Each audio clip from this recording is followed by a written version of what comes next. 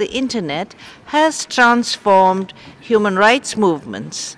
States can no longer exercise control based on the notion of a monopoly over information. We have also witnessed how courageous individuals strategically use the internet to mobilize and support others in demanding their human rights.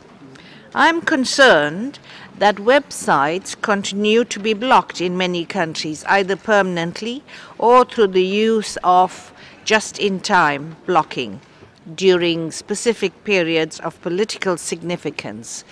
Sufficient safeguards must be put in place to ensure that no restriction on accessing online content is arbitrary or excessive. As the world is moving online very fast, big time, then the freedoms and the human rights that we cherish in the offline world must be protected in the online world. Because if that doesn't happen, what will happen is that as we switch on to the world, there's a risk that we switch off the freedoms. That's the fundamentals of it. So it is a consequence of a profound technological shift in the world, affecting all of our societies, and it affects the way in which we can protect human rights and freedoms. I mean, freedom on the net, the fight for freedom on the net, is the new front line for fight for freedom throughout the world. And we do not need new standards of human rights.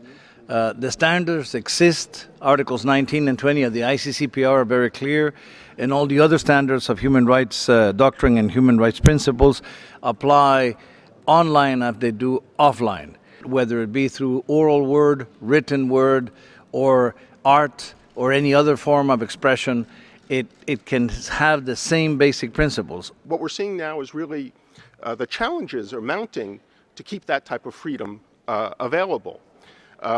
Overall, 40 countries censor the net in some form or fashion, up from only 4 a decade ago. And at Google, what we're seeing, we operate in about 150 countries, and in 25 of them, our products are either banned, blocked, or regulations imposed that really don't allow us to carry out that mission of making information accessible to all. It does pose new challenges.